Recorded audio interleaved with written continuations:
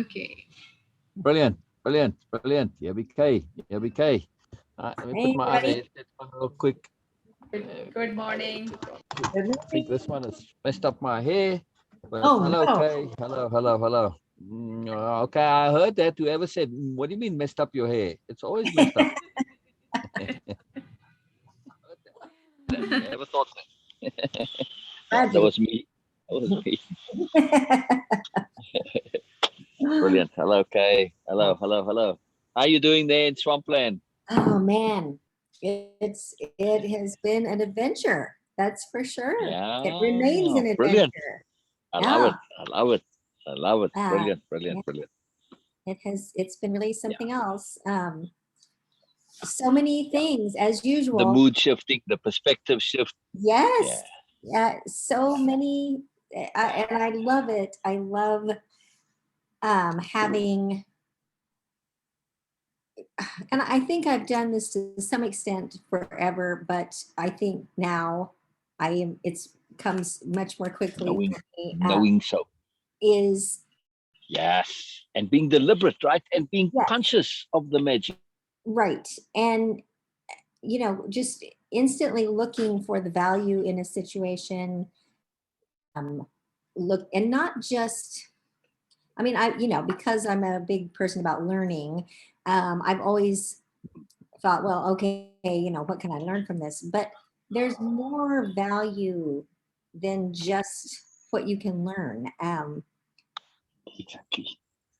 Sometimes the value is more in the sense of being, Yes. than anything else. And I think I'm a lot more apt to look for that, to find that, to recognize it, to appreciate it. And but yeah, it's just been a really interesting experience. And I mean, there have been moments that have been tempting to feel discouraged or whatever, but honestly, not that many. I mean, it's been There you go. There you go. I mean, there have been moments where you were tempted to whinge and complain, but you did not yes, succumb. yes. And to be Brilliant. honest, Brilliant. that's been, I think, the biggest wow for me, Yeah. of this Yeah. whole Yeah. thing is a real perspective shift on privilege. Um, Mm. I mean, there's a lot of talk. The concept of gratitude is a big thing now. A lot of Yes. people think Yes. about it, talk about it, whatever, and that's great. That is awesome. But Yeah. and I've been talking. I've talked with my neighbors about it. And other people. As I was walking between my house and my neighbor's house in the snow, in my leaky boots. I obviously there's something I need to get is better boots. And Wellingtons. Wellingtons. oh gosh. Yeah. So I'm walking back and forth. I'm carrying these really heavy um, jugs full of water, Mm. and uh, you know multiple trips. Yeah. And Yeah. it just really struck me how that is the norm for Mm. a large Yeah. number of people Yeah. today on this earth Yeah. today. Yeah. It is Yeah. by far the norm for, Yep. if you look through history, Yep. um, Yep. that is what most people have done and do every day. And Yep. Yep. they're not even going to get water that is the quality of water that I'm getting. It might not even be good That's water. the big thing. That's not even clean water, correct? And Yeah. it just I mean, I suppose I've thought of that, sort of glancingly in other Yeah. times, Yeah. but this time it just really hit me. And I think what Yes. started it, Yes. honestly, was a remark that you Yes. made, when I came home and my dishwasher was That leaking. heavily soul with these remarks. Bugger. And you made the remark, first world Mm. problem. Yeah. And that really struck me for some reason. I was like, Yes. wow. Yeah. And I went through that whole thing with washing the dishes by hand and, all of Yeah. that, getting the drainer and, just all of that stuff. Yeah. And then, when I totally lost my water 100%, and was, Mm. have been Mm. carrying water back and forth, um, it just has really struck me. Mm. And I was talking to my, Shifted. yes, it was a huge perspective shift. Mhm. And I was neighbor about it, and she said what had occurred to her, the way she had looked at it was, wow, we are so vulnerable. Mm. The things that we think are, which is the definition of privilege, that we Yes. we assume that all these things are just, in place forever. Exactly. And Exactly. Yeah. so that was kind of an interesting take on Yeah. it, different way. It also, and she and I talked about this. I said it really has brought to my attention a need for me to be more strategic. Yes. To be, and I've been thinking about this other in a little bit of a different context, but um, the idea of thinking ahead, or I think we talked about this, where I realized that the whole memory, the issues with memory. Mm. One of one of the issues is actually being able to retrieve things that I am consciously aware of, and I am trying to think of it, and it's just not coming. That's one of them.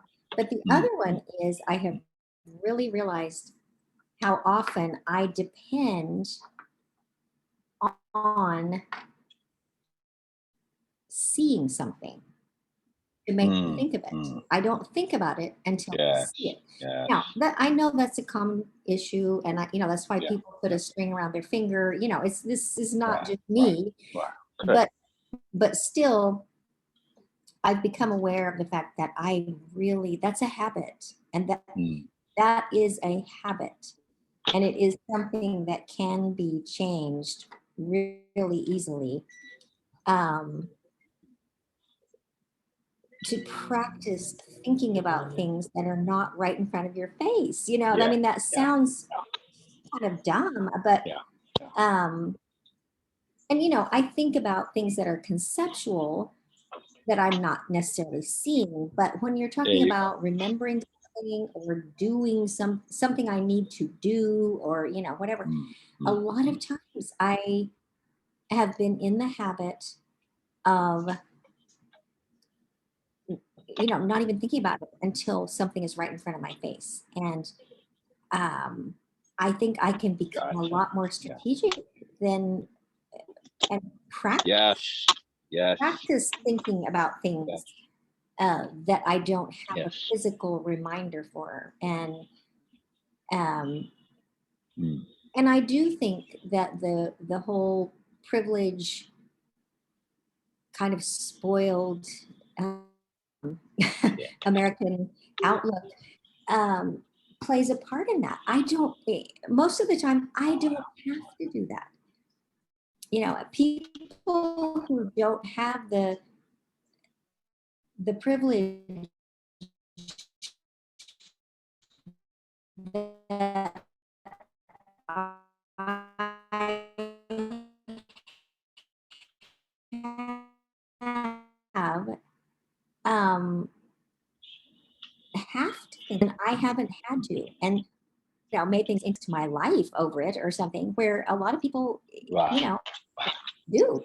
And so it has really made me aware of the importance and the need for strategic thinking, thinking about things that are right in front of my face. You know, and yeah, I don't know. It's just it's been a really interesting and kind of eye-opening. I also the whole privilege idea. Um, I saw a link, I guess. All the things that are going on right now in the world that seem, you know, crazy. COVID, um, the whole racial issue, social justice issues, and now, you know, actually, I mean, a pretty big chunk of the United States is going through this whole winter situation. Um, all of those things, I think, are pointing out to us the need to wake up and recognize our privilege and how that Bigger is picture. hurting us and it's hurting a lot of other people. And it's just it is a perspective shift. It's just looking at things from a different in a different way, and then being able to act in a different way. Um, it's been a it's been it has been an interesting thing. The other Enlightening. yes, Real quick comment. At your end of the scale, it's, you know, mild unawareness or just not having thought of it yet, or, you know, not paying attention to it. At the other end of the same scale, it's arrogance. right, exactly. You know, so if you look at, like, you know, in our politics, the Trumpers, it's just that arrogance. End of story. You know? But it's the same. It's the same spectrum. Taking things for granted. You know, not paying attention, Yes, not being attentive, and lack of appreciation. right. Very powerful. Very powerful. Um, yeah. In the strategy. Oh, go ahead. Go ahead. I can come No, back to no, that. no. I was just writing down because you had kind of summarized that really nicely. So just writing. Yeah. So in the strategy that you said, you know, just being more prepared. Right, This is the strategy, not just preparedness, but anticipation. right, Just right, start shifting your brain to looking a bit ahead. And you can practice this in small things. Just right, start looking ahead of where you're walking. You know, instead of looking in literally your step, but same when you're driving, don't look at just the front of your car and look all the way down, you know, the entire length of the street, stuff like that. right, This anticipation mindset is profound in everything. Apply it also when it comes to conversations. Just start right, right, practicing a little right. bit to see if you can see where the conversation goes. Mm-hmm. Very powerful. Very That's powerful. a good point. Yeah. Yeah. You know, that's the A term, the key, the conception here Right, that right, we right. can utilize. I like it. I like Anticipation. Yeah. it is. It's super I mean, powerful. it is super powerful, and Yeah. Yeah. yeah, wow, it's big. Um, and the idea of the spectrum from awareness all the way to arrogance. And it, sorry. I'm gonna write that. I don't know why I'm writing on a paper. Uh, It's better than the tablecloth. well, it is, but normally I've been writing on, you know, in here on my text here on my. Right. But Very good indeed. you know, it is interesting. I was just listening to Brene Brown again, Unlocking Us podcast, and oh my gosh, it was just like a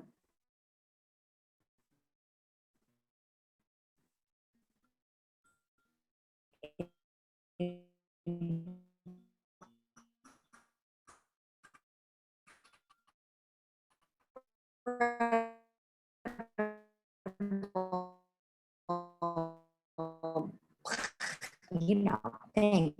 But she pointed out how she connects that slide by. You know, I mean, from unawareness to arrogance. I mean, it is a system, and it is there. There is intentionality, I think, in promoting unawareness and promoting, um, you know, just assumption, I guess. And Yes. so, And taking yeah. it for Anyway, grantedness, right? Yes. Yes. Mm. Well, that was something that just, I mean, that I just realized. I mean, but it is assumption, and that's um, Yeah. the Yeah. assumption that, of course, this is going to be part of my. Of course, I'm going to have clean, perfect running water at my disposal at all times. You know, that it is Yeah. that is a very privileged assumption, and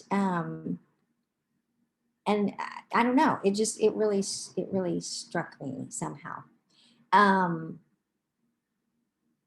the other thing, the Brene Brown podcast this morning, again, they went into this whole conversation about taking time to very specifically ask yourself, what do I want?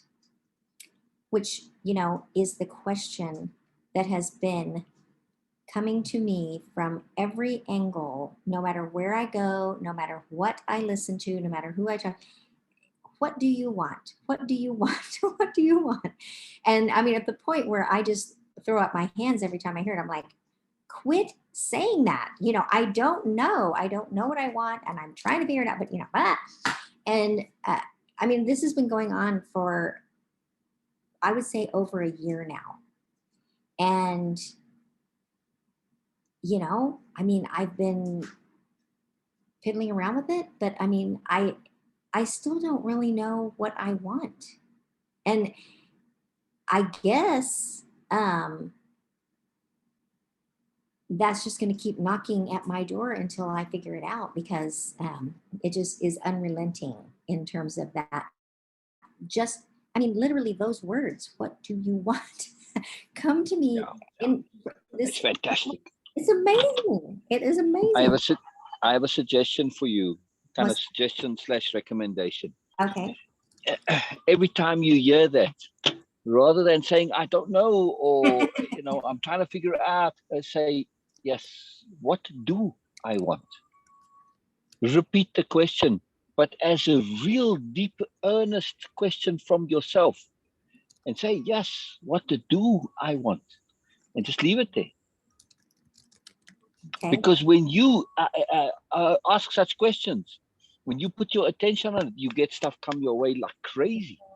You are very magical in this, right, Beena? So if you were to do this with this question, you'll see it will come to you. No problem whatsoever.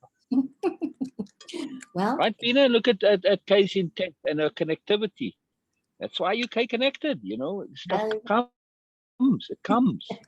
Very magical. Right? Yes. yes, Yes. Absolutely. it's Very interesting. cool. So, Very, ask it as a real deep question, just like repeat it and use that energy as the emphasis, as the intent, as that power to power you up. Say, yes, what do I want? And really ask it with every intent of getting an answer. right. Not with this assumption. Whenever that question comes, you're basically saying, I don't know. And I can't know, essentially, almost, right? It's sort of implied there. But then ask it with this absolute underlying assumption that what do I want? With this implied that you will know what you want. It will come. It will come to you. You'll figure it out. It's not a problem. It's no big deal whatsoever.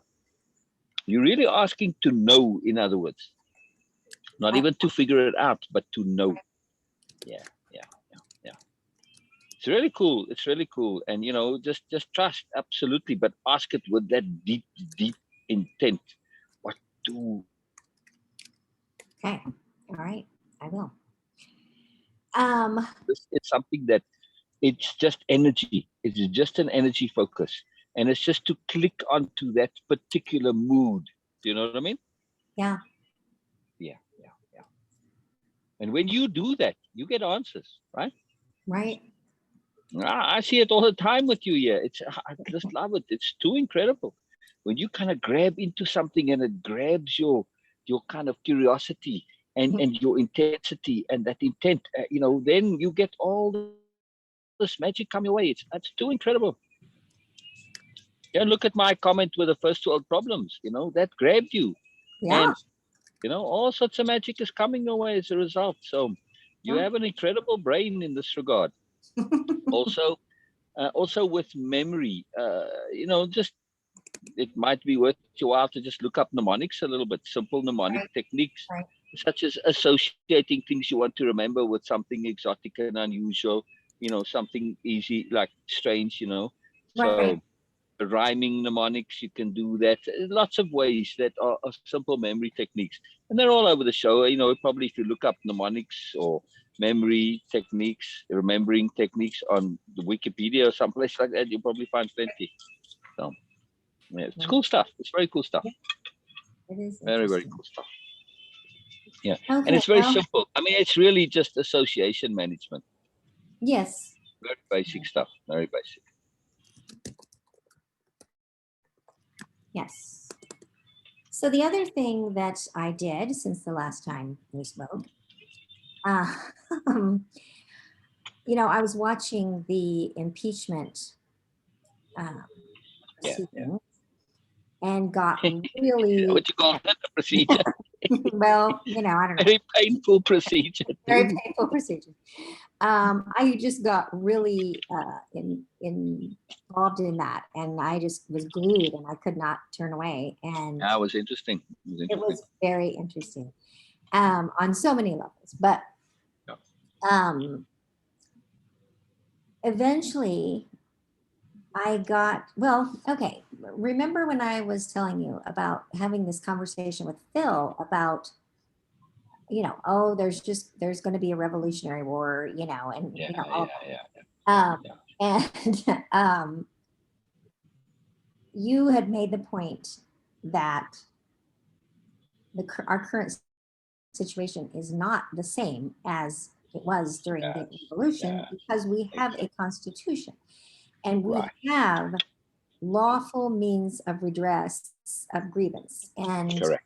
um, it just, I mean, that was huge for me. And Yeah.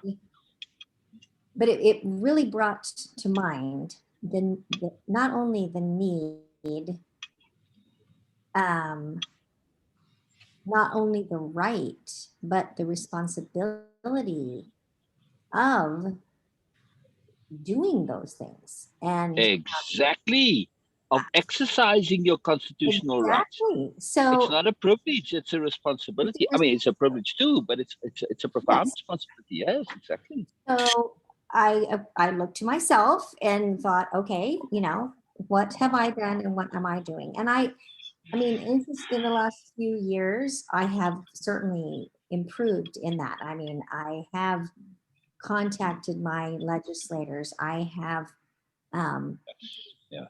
campaigned for people. I have protested at the Capitol, peacefully protested at the Capitol. I've gotten, I have utilized those privileges, those responsibilities in a way that I really hadn't done before.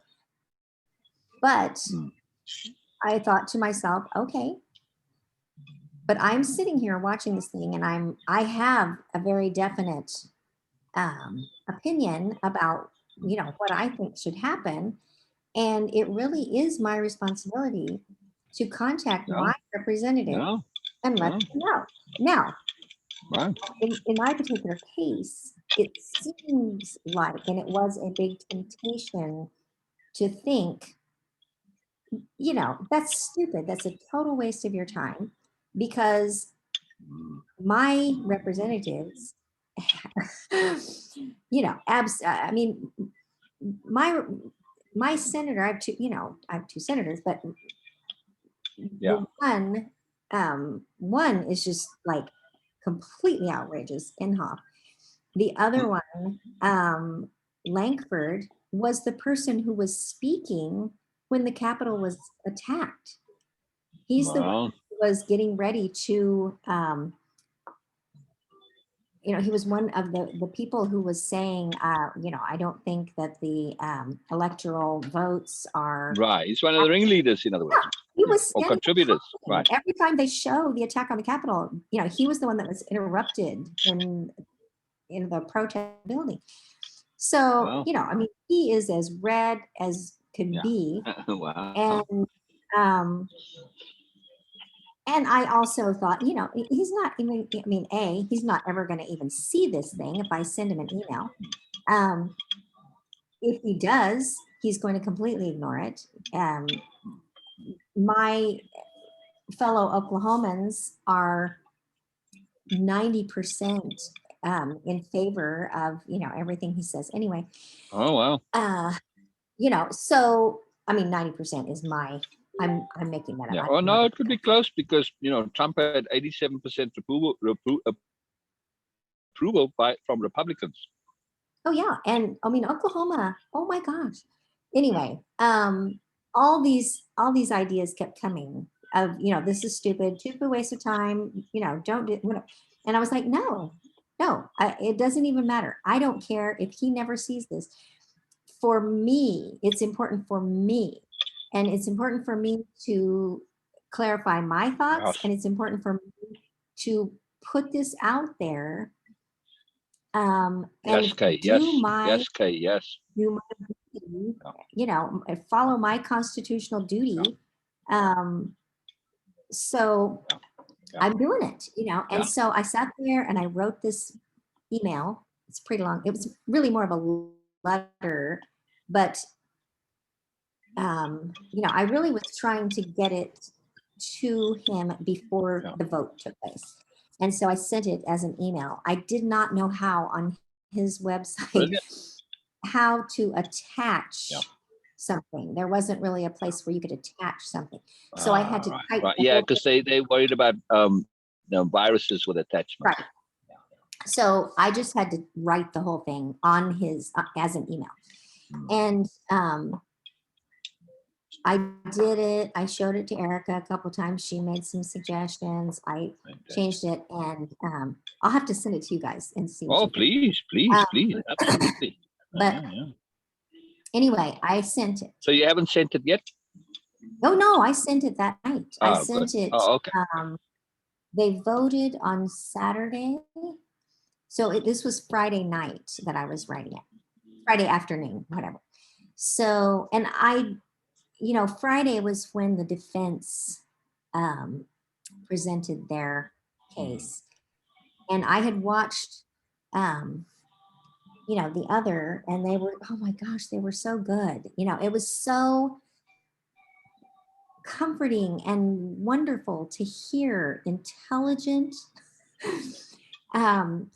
people doing a really good presentation. And, it was like, oh my gosh, there are people in our government who are intelligent, who have,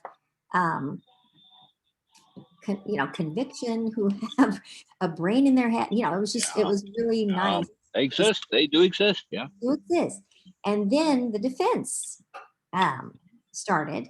And did you know that the man who did was the main defense lawyer is an ambulance chaser?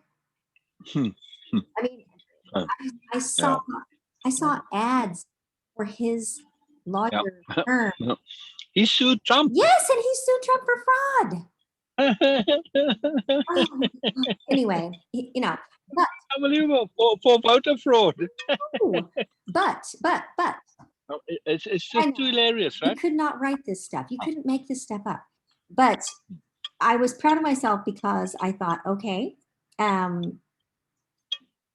am writing to ask my senator to listen to the evidence and listen to the presentations with an open mind and judge based on his conscience. So I have to be able to do the same thing. I have to be able to. Now there's impeccability for you. That's huge what you just said. That is the key to this. I have to do the same thing. Yes. Even though it was painful and it was very difficult to really maintain, an objective stance. I really did listen, and I really did, make an effort. Yeah. Yeah. And then I sent the letter, and I finished it up and I sent it to him. And then I got this idea. Oh, It just was like hammering to fantastic. send a copy of it to other Republican senators who would be voting in it. Excellent. Excellent. And I sent it, and I said at the beginning, I am not your constituent, and I understand that, I understand that, but just in an attempt to, give you a bigger picture of what people in the United States are thinking, I wanted you to, Right, hear right, what I right, right. and but it was so interesting because I looked on the congressional website, and it had the list of senators, and then you could sort in a couple of different ways. And one way was by party. So I got just a list of only the Republican uh, senators. Yeah, And yeah. you could click on their name, and it would take you to their Right, right, website right, and kind of tell you a little bit about them and where they were from and everything. right, right. And so I stayed up so Friday night. I was like clicking on all these people. I was looking at them. I was trying to understand who they were. And I did not send it to every single person. I wish I could have pressed a button and it would have just gone, They don't want spam. Yeah, but it didn't. You couldn't do that. And you were wishing to be a spammer right there. well, I guess so. I guess so. But it that was not a possibility. So I had to go into each person, and I kind of chose because it was getting late, and there were certain people, I did not send it to Lindsey Graham, Yeah. and people that, I'm sorry to say this, but Lost causes. Lost yeah, causes. exactly, lost cause. So um, I went through and I sent it to at least half of the senators, and Excellent. it was so interesting.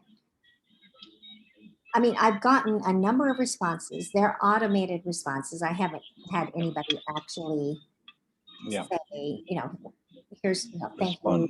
you, Right, whatever. right. But I have had response, at least an acknowledgement of the fact that Yeah, they received it at least. from a couple of people. I got a response from about 4 or 5 people before I ever got one from my own senator. I didn't Ah, get interesting. anything from him for a while. Um, Yeah. and it was an automatic one too, and I get that. Yeah. I didn't have an expectation of having a conversation with any of them. No. Right. But Yeah, one has to be real a little bit too. right, exactly. But I don't know. It was an integrity issue for me. I just had this really strong feeling that I needed to do that. And the other thing that was interesting was Right. it occurred to me, all these arguments are in my head. They're not going to read this. Some staffer, some 20-year-old kid is going to be, sorting through these things. And I thought, you know what? How do I know who that staffer is going to be someday? Yeah. And you don't know. Exactly. That is one Exactly. thing about being a teacher of young children. It's extremely likely that I will never know what my work, how it affected some of those people. I promise you, Exactly. but I will Exactly. probably never know. And that's Right. okay. I don't have to know. I don't have to know. It is exactly.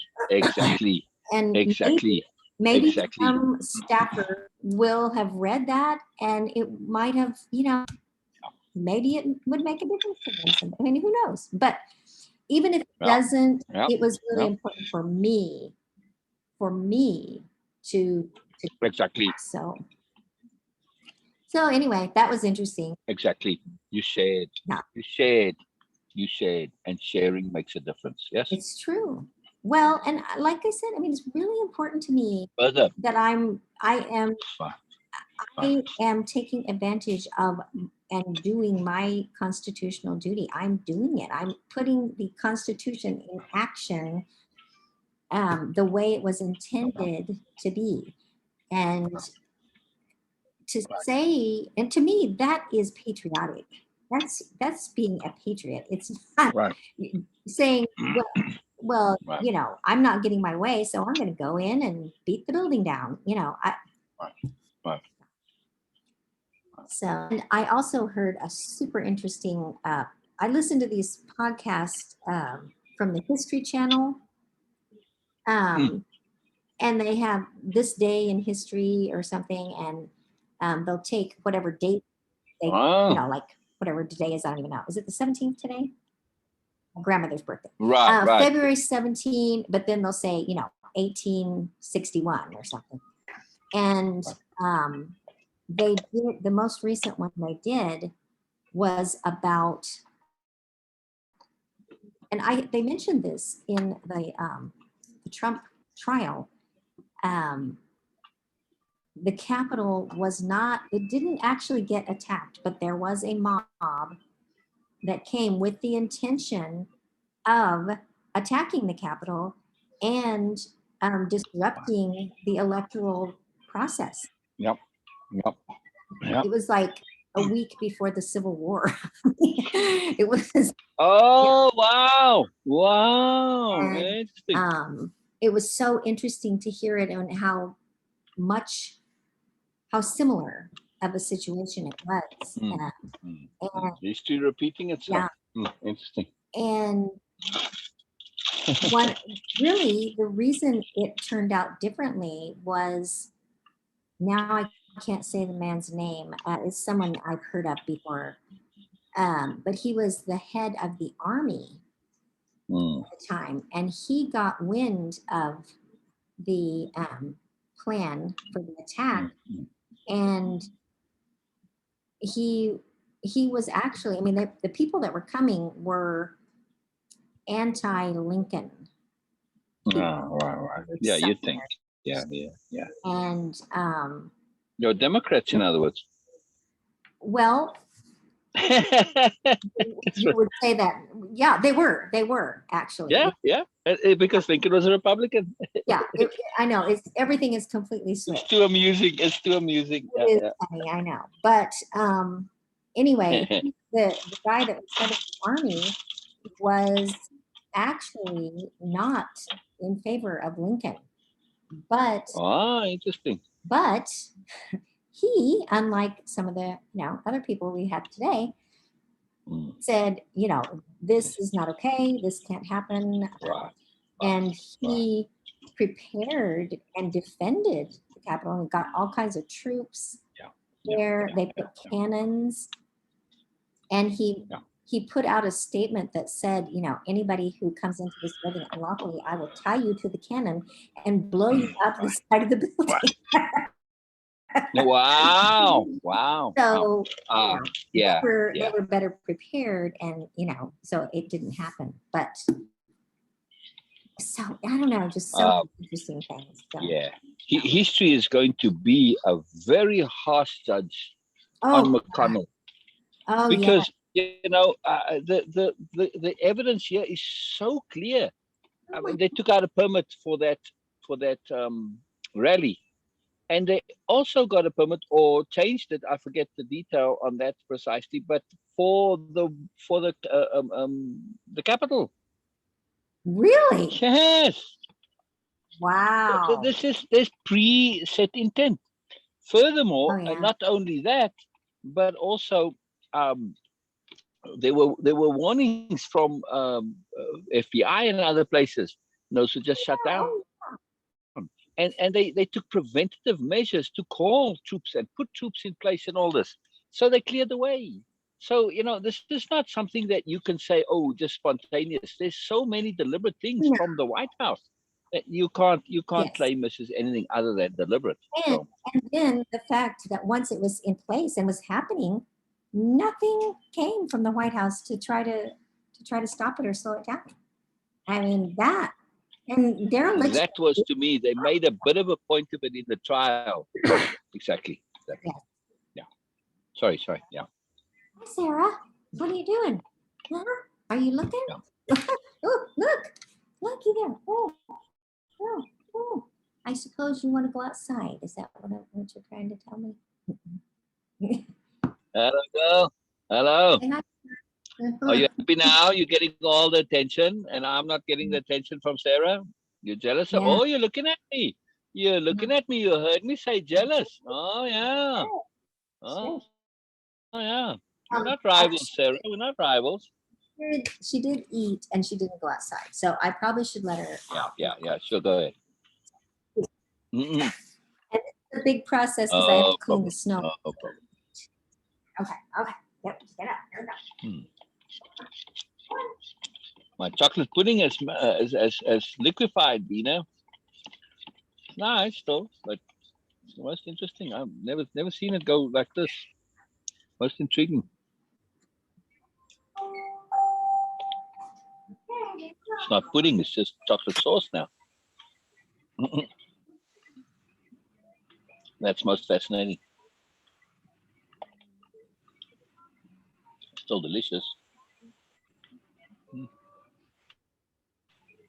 It's quite filling actually, which is very interesting. You there, Beena? Good. Yeah. Yes. Oh. Boy, somebody in Biden or his government or somebody said they're going to appoint a commission to. Nancy Pelosi, that's right. Appoint a commission to look into, the January the 6th stuff, and when this stuff has gone over in detail, that trial was pretty quick. It's going to be unmistakable evidence. And already there's a court case filed against us from the NAACP. I forget what it stands for. But anyway, it's a civil rights organization of some kind, and some other lawmakers. So this is now a legal case. The standards in a legal case are very different. And you can do a lot of things that they can't so easily do in the Senate or in Congress anyway. As representatives either. Like they wanted to call witnesses, but the last time they did, they're still in court fighting over calling the witnesses. So that's why they didn't call witnesses. But they can't do that in a court case. They can't come up to these shenanigans. The standards are a little looser in this, even though it's a trial, and all the senators are the jury. They need to beef this up a little bit. But anyway, they probably will. But still, so this whole thing is going to be tried in court, and the commission on top of it. This is not going to end well. There's too much evidence out there. They were just so stupid. Yeah, I mean, one of the Republicans even said, oh my goodness, what an idiotically planned insurrection. It is interesting. I think Mitch McConnell and what he did. I mean, voting to acquit and then immediately making that statement and basically encouraging a criminal investigation. Exactly. Or civil, both. Right. Mitch McConnell is just, sometimes I wonder if this guy is like in his right mind. I could see no real political advantage for him, except he's trying to say, well, we did the right thing. And his logic is to say, well, I couldn't vote for it because it's unconstitutional, because he's out of office. And remind me again why the trial was held after the 20th. Yes, because of you. I know. It's I'm unbelievable. sorry. The chutzpah of this guy. It's Yeah. unreal. It's incredible. But I am surprised he did what he did. This doesn't seem to be any advantage in it for him. Well, obviously there has to be, or he wouldn't have done it. I mean, Oh yeah. The only advantage I can see is that for the optics, to say, the trial looks really bad, but now he condemns and he knows that it doesn't really Well, make any I think difference. Trump is going to just rail at him a little bit, I you think know. he has really hated Trump all along, and Oh, he yeah. really wants to get him out of the Republican Party, but he was just trying to stay on both sides of the fence, you know. And of course, we know what happens when you stand. Okay, do you want to hear my letter? Please, Okay. please. Oh, quick point on your letter. Okay. For future letters, Yes. write them by hand very neatly, Right. mail them, and mail them certified mail that they have to sign for it, Right. and Well, email them. like I said, this just sort of popped into my head at the very last minute. I mean, it was the last minute, and but I think that's true in the future. That would be, and they will. I mean, and it was so interesting to see how the different senators' websites were set up, and Yeah, interesting. and Yeah. to see how they responded, and to see. I mean, some of them had like a character limit for your email. So Makes sense. I Right. had to cut big chunks out of what I said, and that was Yeah. interesting. And um, One quick point about your letter too. It's yes, very much like a vote. It's on file. this. Oh, I know. No, it's a statistic. It goes into the file and it counts. So yeah, it's a It big does. deal. Yeah, Well, not and a small thing. honestly, that was. I mean, I really felt like I think there is an assumption on the part of politicians in Oklahoma that they're just and that everybody feels the same way. And people who don't oftentimes don't speak up, and so I felt like he needed to know that there are people who feel differently. Oh yeah. And Oh yeah. Oh yeah. I mean, Oh, very important. I'm trying not to make assumptions, but it's hard not to think that that's not going to make any difference. He doesn't really care. Right. The next thing you can do is organize an impeachment for your two senators. Oh gosh, I have heard. When that civil trial and the criminal trial comes that he's going to be tried in, and this, the commission that to look into it, and this is clear, and they say this is slam dunk, and they find Trump and guilty of this, accessory. then you have a case to impeach your senators. He's an accessory. Boy, that would be interesting, wouldn't it? Boy, how to get yourself in some serious hot water. Wow. Not really. I mean, it's in the Constitution. Oh, I know. Just as you can, those senators, your state has a thing to, not just the state, but this is in the national constitution, to impeach the senators. Right. Can do it. Or just take a bunch of signatures, and that should be too hard to find. No, actually, no. I mean, there's more people out there like me than he realizes, Exactly. Okay, now you're going to be I'd surprised. love to see that guy. Yeah, you're going to be surprised at some of the things in here. And I did write it. Okay, first of all, I'm just going to tell you, at this point in time, I am a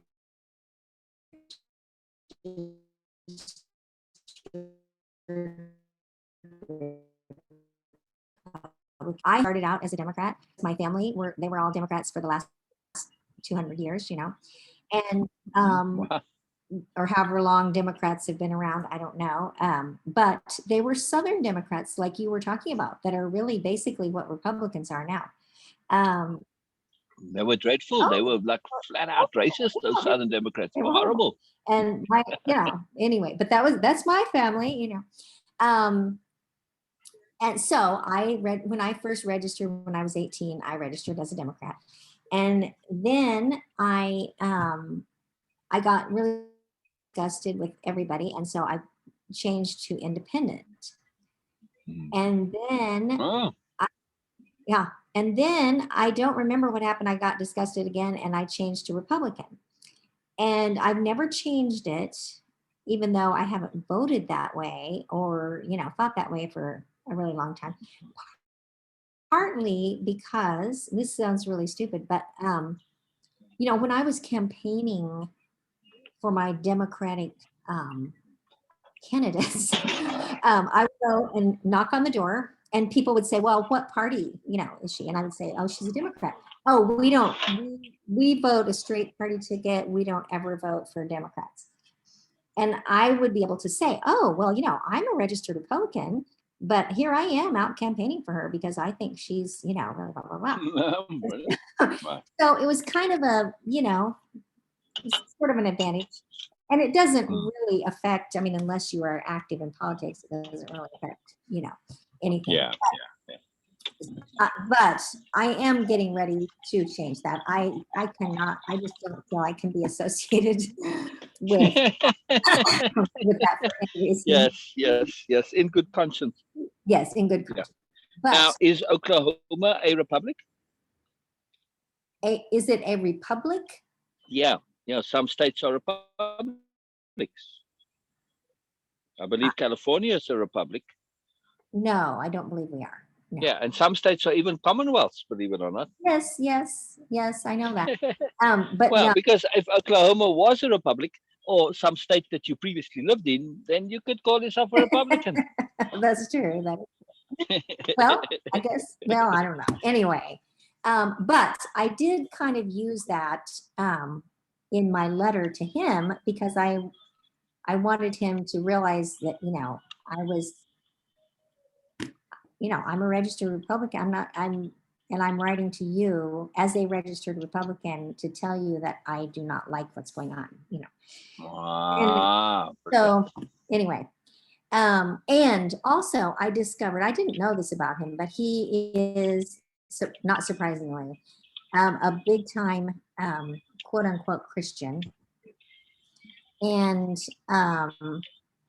I think he has a master's degree. He has it like a degree. I can't remember. I don't know that he is really an ordained minister, but he worked for the Baptist church and was in charge of, something there before he was in politics and stuff. So he's like, he really considers himself a big time Christian. And so that comes into play in here as well in my letter. Okay, you ready? Listening. Yes, very ready. Dear Senator Langford, I am a registered Republican in the state of Oklahoma, and I would like to express to you, my senator, my thoughts on the impeachment of former President Trump. I have followed the proceedings so far with great interest. I understand that you and many other senators are planning to vote no in the case because of your stance that the proceedings are unconstitutional. I realize that you're in a difficult position at this point, not knowing which way the political winds will blow. It's safe to say that Oklahoma has been decidedly pro-Trump up to this point, but I feel this is a turning point for the Republican Party and for our nation. I'm not alone in saying that the former president is not a representative of what I consider to be the Republican Party, which There you I go. many of us will be watching to see what the response of our representatives in Congress will be. For me, this may well be a deciding factor in my choice of party affiliation and support in the future. I don't think I'm unique in this, even in Oklahoma. Since the impeachment proceedings are not like criminal trials, jurors, in this case senators, are allowed to vote based on their predetermined opinions. I am asking you to vote according to your conscience and in the best interests of our country. I am asking you, as vice chairman and former chairman of the Senate Ethics Committee, to put personal considerations and party politics aside and take the courageous step of putting ethics into action. I didn't know he was the head of the Ethics Committee until I looked him up. That's very interesting that he was. I mean, you'd think, Yes. that there'd be a bit more going on You there, would think. A favorite Bible verse of mine is this: but be ye doers of the word and not hearers only. From James 1:22. Finding ways to avoid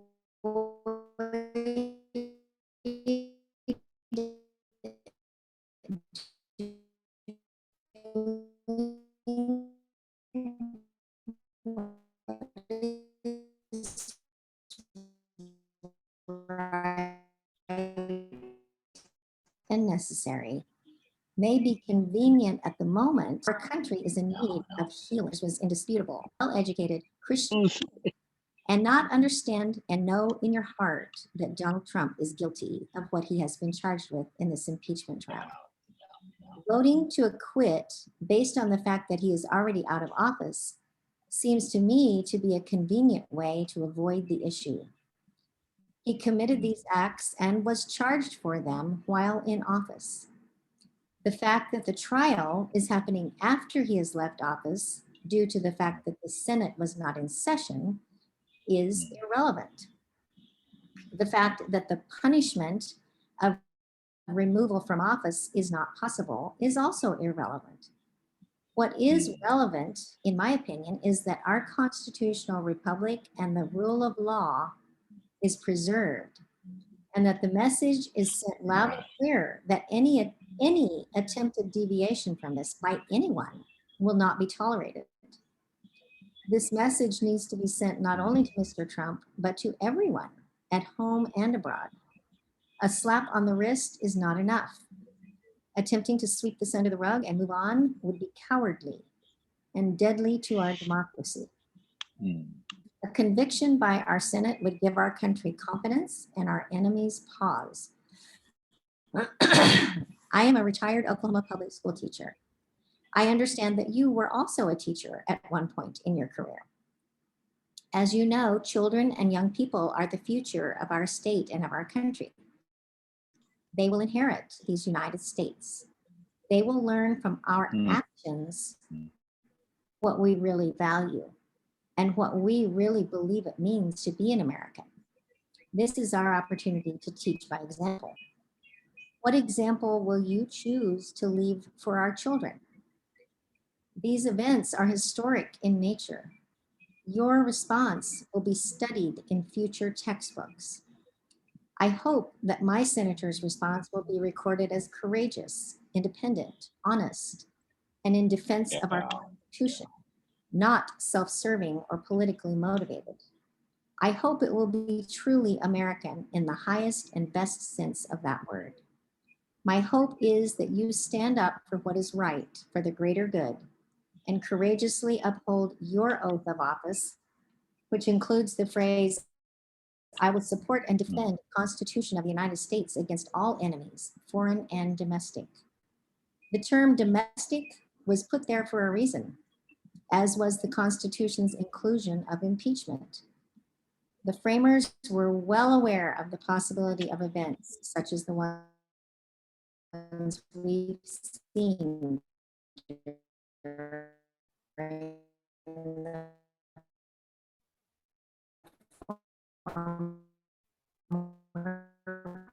president's tenure. My hope is that a measure and return to a more, and I understand the very difficult nationwide are moving away from Trump. Oklahoma may be among the last bastions of Trumpism. I do believe that when Americans, and Oklahomans in particular, come to see that they have been duped by the former president, the tide will turn quickly. Who would want to be associated with him when that happens? I understand that what I am asking is risky for you politically. I don't ask lightly, but I do ask. I ask that you, as my representative in Congress, vote to convict former President Donald J. Trump. Sincerely, Kay Patrick. Wow. Wow. Kay, not Catherine. I put Catherine. Yeah, I actually put Catherine. Oh, Catherine.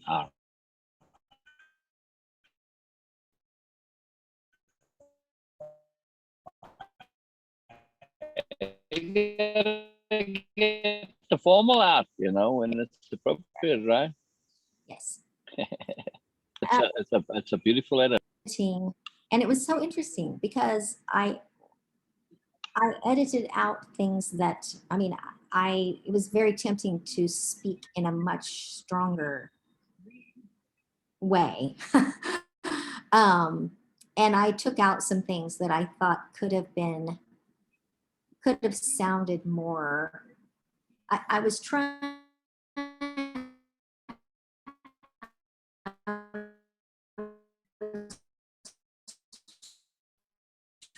to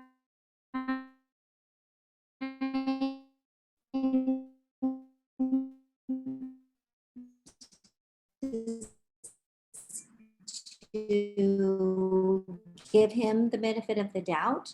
I was trying to functions and his, things.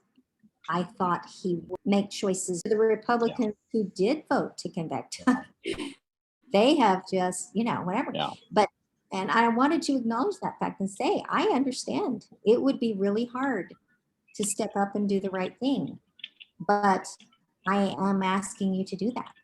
And so I don't know. But anyway, like I said, it was just something that seemed important for me to do. So Yes. I did. I think it's fantastic. And you write a letter like that, you never know, well written, well articulated letters. Somebody finds it, they leak it to the press or whatever. You never know. Not that you're seeking for this, but like I Right. said, you never know. You never know when you put your effort, and beside which it's intent to the universe, and that's Exactly. always valuable. That's always valuable. Exactly. So yeah. So anyway, it was interesting. It was spent some time on that that I certainly did not intend to, but I don't know. Yeah. It was, seemed important for Like me. I said, it's a So warm up for the impeachment of your senator.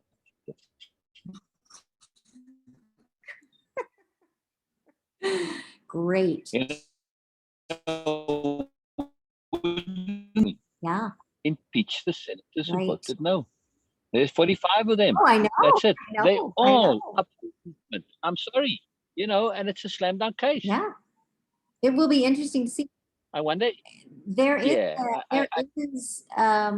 there is some, I forgot who he is. I was just reading about it. I mean, there is a criminal case being brought by a congressman or a couple of congressmen in a civil, court. I mean, McConnell said, hey, yeah, this should be yeah. tried Good, in good. regular. So somebody's doing it, Yeah. So It's the head of the NAACP is they bringing the case reported against it, Trump, and right, but and there's a congressman I think that's involved too. there is a congressman involved. And I mean, absolutely, they Yeah. should do it A 100%. couple of them. Oh, it's already filed. It's ongoing. It's Oh, yeah. it's started. It's happened. Yeah. Yeah, I know. And that's what I was saying to Beena while he took Sarah out. The rules of evidence and procedure and calling witnesses, all is very different in a court case. They couldn't call, well, they could technically try and call witnesses, but in the previous impeachment, the Trump's lawyers, Don McGahn, who was the White House lawyer, not even his personal lawyer, he filed court cases against calling witnesses. Those court cases are still ongoing. Oh, Yeah. yeah. So It is that's why they didn't call them, save them for the trial. Right. I feel that in terms of Oops, I can't hear you. impeachment, it's a great case. Oh, you're I don't think people think impeachment. If that idea gets out there and people start, whoa, let's impeach these buggers, Plus, in 2022, in a year's time, year and a half Right. time, there's the midterms, right? right. Almost 2 years, I guess. But, and those, there are quite a few Senate Republicans up. Well, and that was one of Trump's big threats was that anybody who went against him, they were going to go after them in the primaries and, whatever. Right. Of those who voted yes, only Yeah, they weren't all up for re-election. I know. the woman, what's her name? From Massachusetts or Connecticut, Connell. No, what's her name now? I can't think of Anyway, she's the only one that's up for re-election of those that voted no. I'm sorry, voted yes. it. Yes. The rest all have got 4 years to go still, so they're pretty safe. Right. I don't know. What the heck is her name? I can picture her face now, but I can't remember her name. I don't have my phone with me, so it's hard for me to look. Yeah. It's all good. So Yeah. anyway, that was that was a big thing that I've been.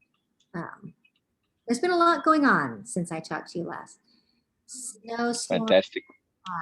politics, everything. But um, On the water, by the way, yeah, since we lived in the desert, we always kept spare water on hand, and at least 30 gallons. And just check out, by the way, where you store them, in what you store them, and where. Like, I know if you put plastic on cement, it causes some problem with water in it. So you have to kind of look into storing water a little bit. It's I, not so simple. when I lived in Utah, we stored water, but Oh, okay. There you go. it's just Yeah. not. I like to keep dry goods on hand too. Buy the big bags of rice. Salt. Salt is very precious in because when we came here in South Africa Yep, I lost you again. without water.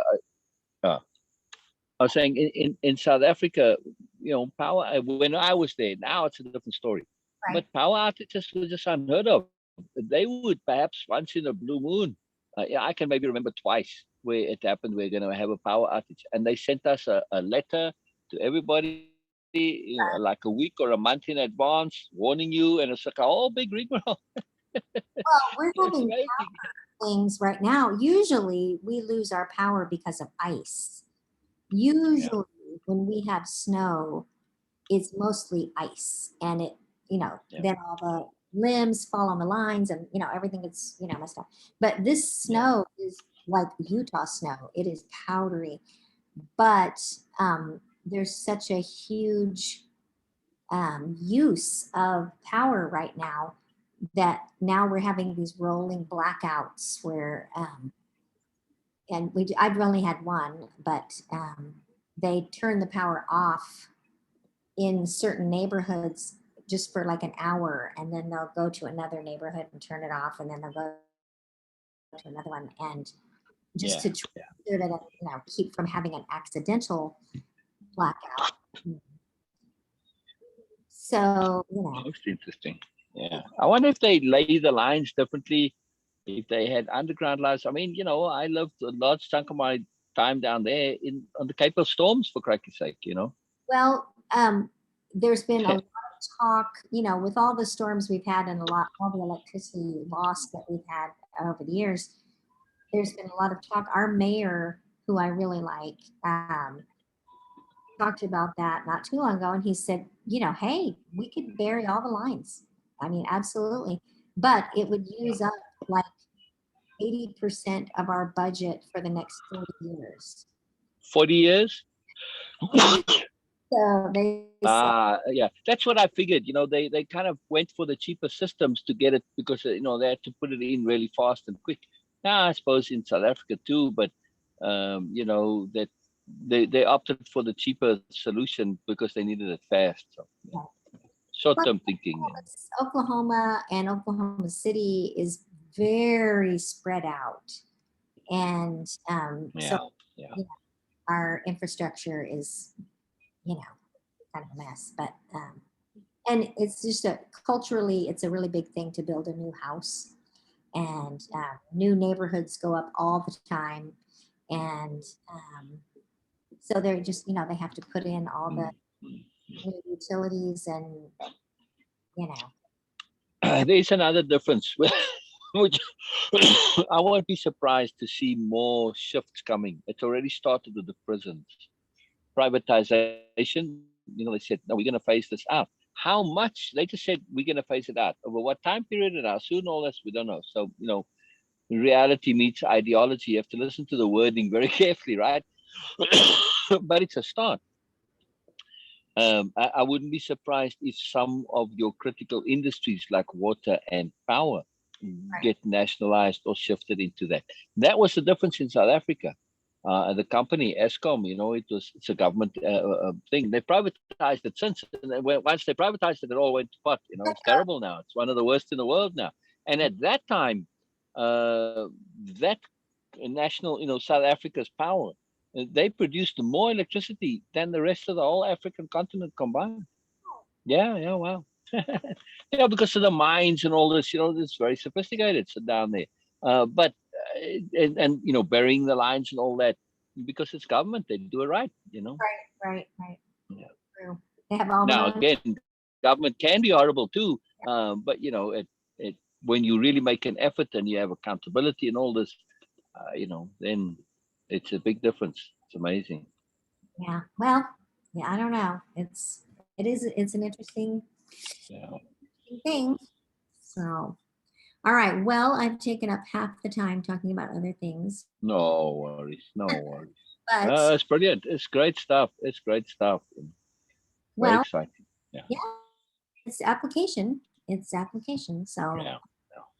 Yeah. but And it's all part of what do you want to do? right. What do you want? Um, What do I want? well, that just is so, I don't know, so interesting. Now, I don't think I've ever heard you really ask that question in the first person. What do I want? Yeah. Yeah. What do I want? The question doesn't come to me. What do I want? The question, Exactly. who That's I- why the universe keeps pushing it to you. It's time for you to ask that question. Exactly. Okay. All right. Okay, I can do it. It's so fascinating. I mean, get curious about what you want. Right. Yeah. Yeah. That's all you got to do. Just get curious about it. And then the rest will take care of itself. Yes. Get interested in it. All right. I can do it. What's your governor's name? Ugh. Kevin Stitt. Governor Ugh. Governor Ugh. I can't stand him. I cannot stand him. What is his name again? Sorry. I was laughing. Kevin Stitt. Stitt. Stitt. Okay. They're talking about Abbott. That's Texas. Right. Some of the ads against him when he was running were I can in imagine. reference to that's bullshit. Yeah, oh, brilliant. I thought, kind of on the internet, they probably, Yeah. Stitt, when, they just take off the S. Yeah. Yeah. Oh yeah. Yeah. Oh, he's just awesome. I mean, I did not imagine, and I've heard a lot of people say this. I couldn't imagine that we could have a worse governor than the one we had before him, and yet we do. It's amazing. This is amazing to me. And I saw this long before Trump was on the political scene. I saw the preposterousness of Republicans. And one of my friends, Camillus in the Beena series, well, the real life version of him, we talked about this. I have a long conversation, because all my conversations at that time were on typed on Skype or whatever. Long, detailed discussions of the absolute ridiculous preposterousness. And I have a post I made later on too, I think in 2014, 2015, somewhere there, about just how absolutely absurd these Republicans are becoming. And somehow, for whatever reason, you would have thought they'd be out of office the next time. No, they just got kept. And then I think some people clicked like, hey, if you're ridiculous and preposterous, you actually get voted in, not out. And it just kind of took off. It's astonishing to me. And like I said, I've seen this a long time ago now, so this was absolutely fascinating to me. It was really, really intriguing. I couldn't believe my ears at first. And then it's just like it seemed to work. It's kind of frightening, and it's distressing. And I have said this for a long time. I mean, Trump and all, whoever is in office, it's sad and unfortunate. But the real thing that bothers me is all of the supporters. I mean, these are like my neighbors. These are people that This right. The point I'm making is there's a mistaken assumption that ridiculous politics started with Trump. No. No. He just seen that the way was paved, and there's so many before him. I mean, I was thinking of guys that were talking about like rape and all the stuff that happens. You probably heard some of the conservatives with rape and all their things with abortion and rape, and it's like the woman's all this absolute idiotic tribe. This was way before Trump already. I know. But Well, look at Jerry Falwell oh gosh, I know. And I mean, these people have or Pat Robertson. all of That's the. the other one. Well, who's the guy? Oral Roberts is from Oklahoma. Remember Oral Yeah, Roberts? it's a whole bunch of them. It's a whole bunch of them. That they're just outrageously preposterous, and that's his base, the evangelicals. One, go lie down. Yeah, pretty crazy. Okay, I'm switching back to our other conversation about the snow and all of that, the water and all of that, because I just remembered this and I don't want to forget. One of the cool things that happened was, well, last night on the news they were talking about how there was and I haven't looked it up to find out what's happening, but apparently there was a big break in the main, I mean, like really main, like at the water treatment plant. Oh, wow. To affect, all these people. And so then I start getting into the, I mean, the first reaction is, oh my gosh, now my neighbors won't have any water and I'm not going to have any water at all. And then I thought to myself, wait a minute, I have an entire front yard and backyard filled with snow. Duh. Oh, Yes, my and school teacher. Snow is made of what again? and my power's working, so I can melt it, whatever. But the cool thing about that was that kind of thinking is something that has actually happening for me a lot more recently because of Way of Impeccability. You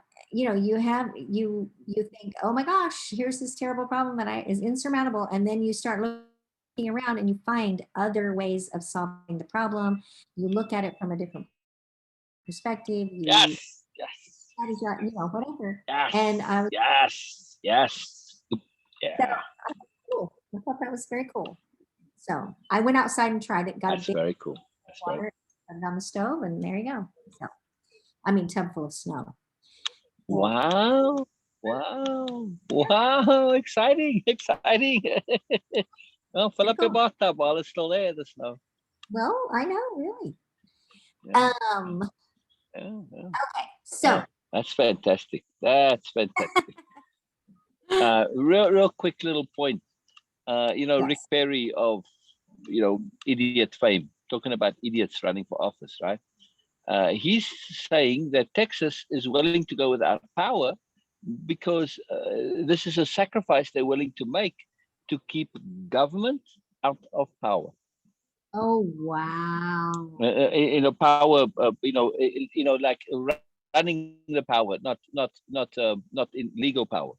Yeah. So Right. that government, Right. the government wouldn't get in there to do whatever. So it's all private industry, of course. Okay, well, I will bet you $1 million that he is not sitting there without power. I bet he has a nice big generator and he's not. He's doing what? He has a nice big generator and he is Oh not. yeah. Oh yeah. I'm very nice of him to sacrifice the rest of us, And that happened. That was something that happened last night too. That was kind of disconcerting. We had these rolling outages. One second, Kay. Let me switch my. One moment, Kay. I need to switch my reception. It's just switch channels over here. It's cutting out like crazy. Oh, yeah. So give me 1 second. It takes some.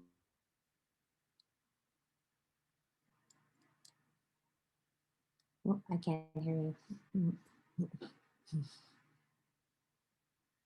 I can't hear you. I can't hear you. So Oh, there we go. There you go. That's good. Cool. Yeah, you look clear. Okay, so last night, yesterday, they had planned power outages all over town, rolling outages, and they were asking everybody to cut back on their power usage, um, turn off lights, put your thermostat down lower, don't use your major appliances until nighttime, all this stuff. And then they had a Thunder game, basketball, and you know, and Yeah, but essentials, guys, essentials. Come on. oh my gosh, people were up in arms about it. I mean, they had it at the Chesapeake Arena.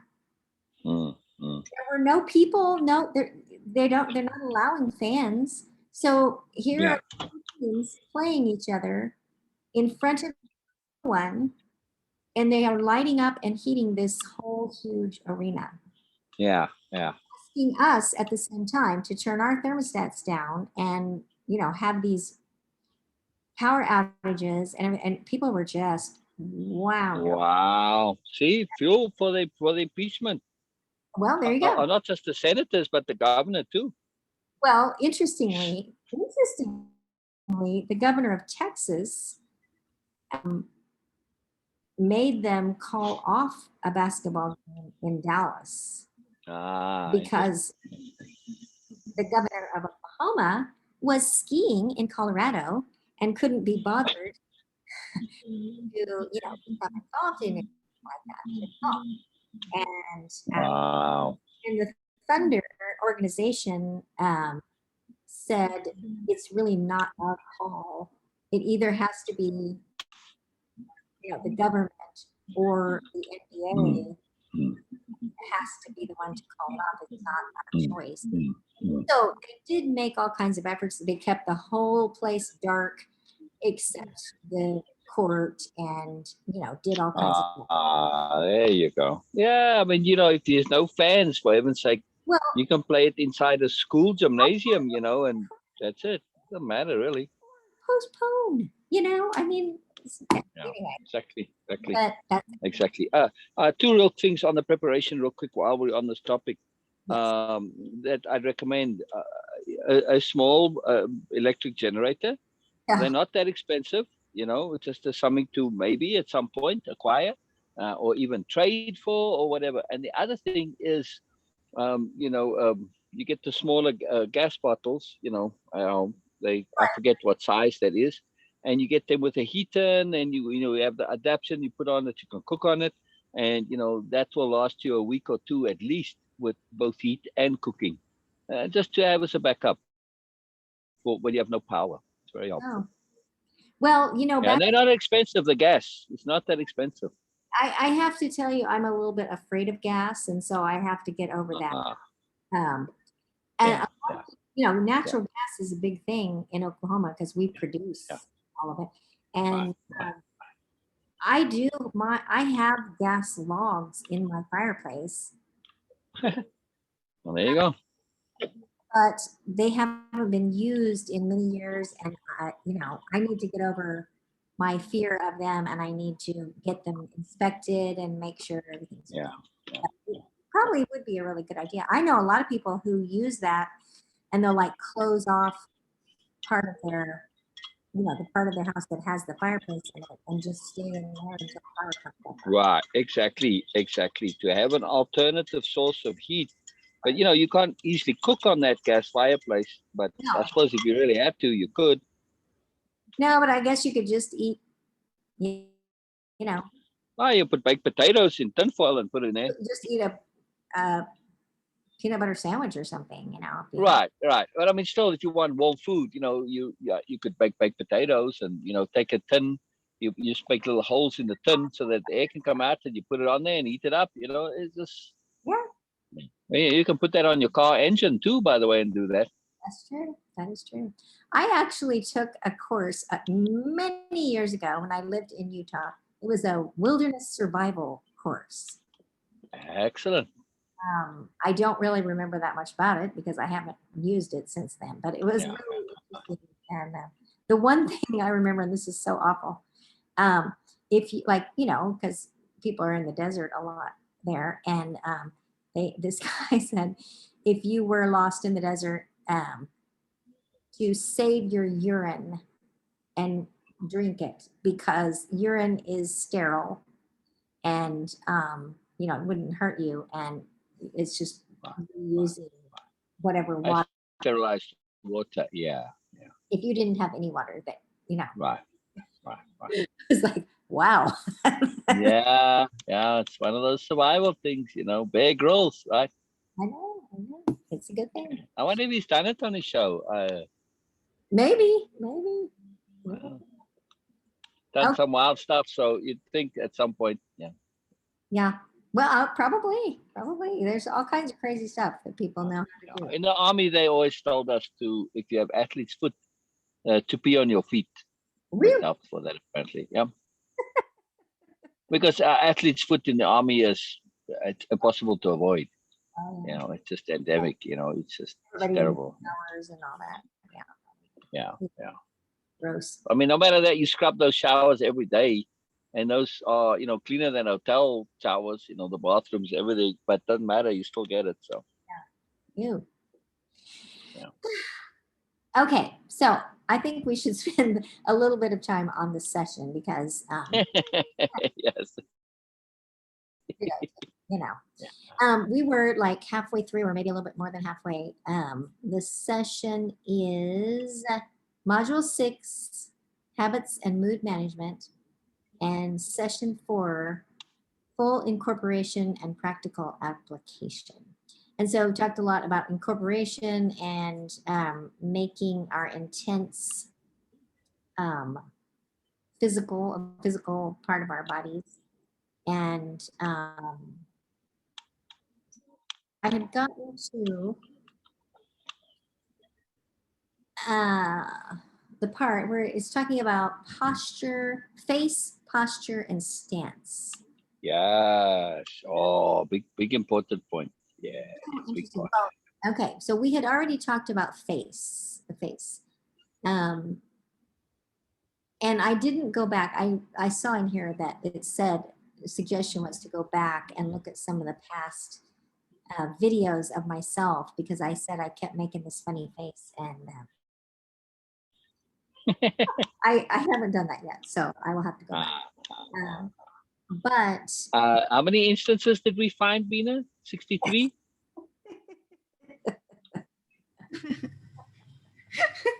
at least 60. Come on, Beena, say 64. No. 64. Oh, dear. Anyway, I am still thinking about the face, but I've also been, I looked at posture and stance. And I mean, I guess this is really important to me, and I'm thinking a lot about this because you have to look at it from a, what am I trying to say, like a literal and a figurative. Exactly. Yeah. And I think that me writing a letter to my senator in the impeachment trial, Again. president, was taking a stance, so. Exactly. Can you go over when you were writing that letter? What do you mean? What was your physical stance while you were writing it? Well, it was sitting here and typing on my computer, basically. But I mean, it was intent. I mean, not my intent, but it was. I was intent on what I was doing. I was very serious. I was, looking at it very carefully and thinking, and so I'm sure I had this kind of a attitude. So I don't know.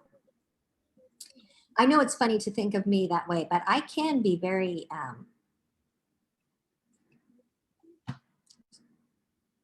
Beena, can you hit that rewind button real quick so we can go and just erase, please?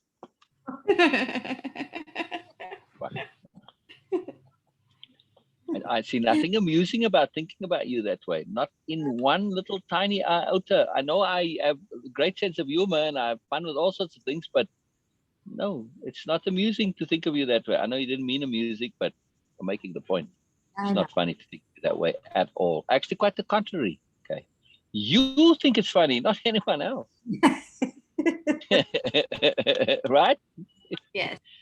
You're the only one who thinks that's funny to think that way. Nobody else. Nobody else. No, no, no. Actually, I had an interesting thing on my birthday. Someone that I used to work with wrote on my timeline something about how she, respected the fact that I always stood up for what I believed in. Yeah, yeah, So yeah. I You're know fantastic in that. people do see me that way. You know. You're a lover and a fighter. There you go. So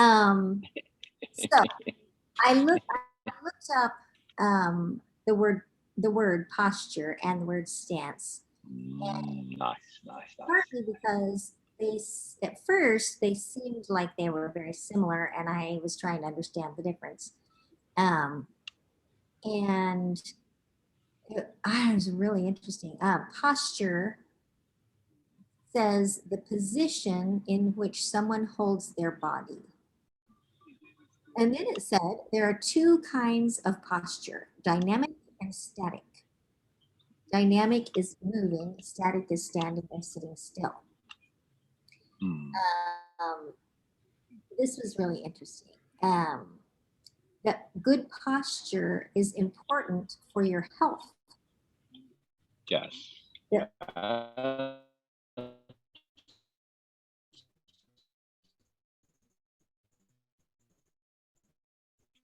poor posture deteriorate your spine and increase resistance and your breathing. Position of your spine in relation to my senator. Who has no spine. Exactly. And his lack of spine, Yeah. look at what happens.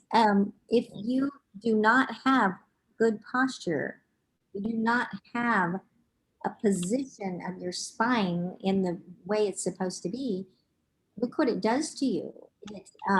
It, your poor posture can deteriorate your spine. Look what happened to him. Yeah. Yeah. Yeah. Posture on Trump and all of the nonsense has deteriorated his spine. Mm. Um, causes pain, decreases flexibility. Look at politics right now. Is there a lot of flexibility? No. No. Balance affects your balance. Is there any balance in politics right now? No. Increases your risk of falling, affects your digestion and your breathing. I mean, Yeah. if you look at this figuratively, wow, I found that really interesting. It's very incredible. It's magical stuff. Your spine has three natural curves, and you need to maintain the curves but don't increase them. Your head, shoulders, and hips should be aligned for good posture. And then it says how to improve posture in general. Body Mm. awareness, stay active and do core exercises. Maintain a healthy weight and wear comfortable, low-heeled shoes, and your work surfaces should be at an appropriate height. And then it talks about the difference between sitting and standing posture. Um, and I found it interesting. I wrote in here somewhere. Um, Sitting, we had talked about this earlier when we were talking about standing, I guess. Mm. When you're sitting, you're kind of resting there. You're comfortable there. You're just maintaining. And if you're standing, you are ready to move. And I found that sort of interesting too. And then That's most interesting. it also had a statement about the term posturing, that, you know, people do this and animals do this. If you are afraid and you're feeling defensive or protective, you are posturing by making yourself appear bigger than you really are.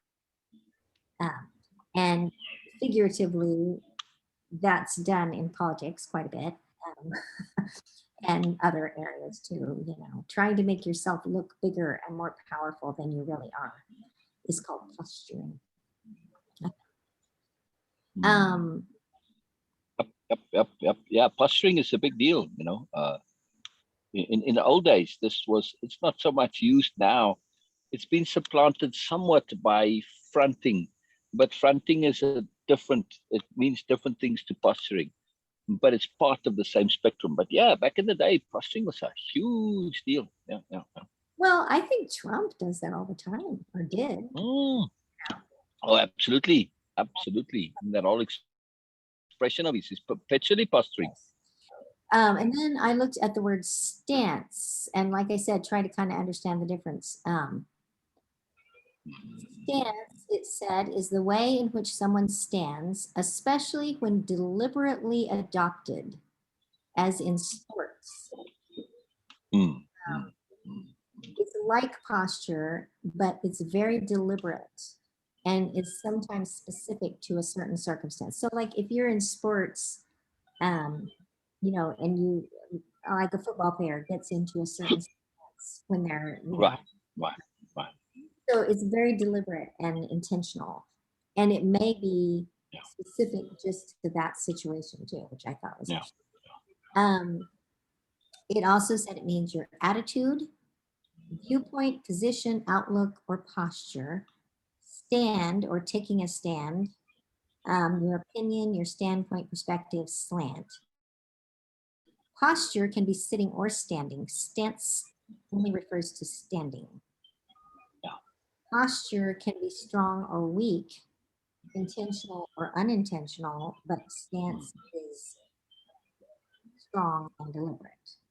right, right. Uh, and I said face, posture, and stance are ways of being, ways we present ourselves to ourselves and to others, ways of expressing ourselves and our thoughts and feelings. Um, Mm, and I wrote, this was just, you know, kind of off the top of my head.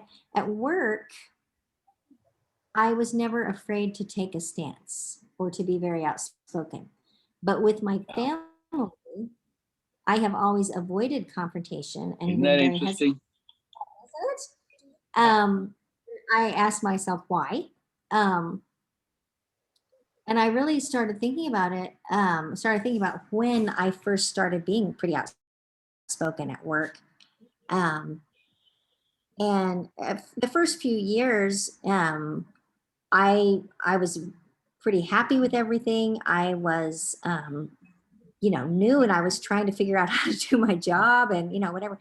And then I started seeing things, you know, and I was not afraid to speak up, and almost everybody else still is. I mean, even those same people that have Yeah. been there for 20 years will not say boo. I mean, and behind the scenes, they will all, you know, say all this stuff, but they won't say boo. It's like the Republican senator, Yeah. you know, Yeah.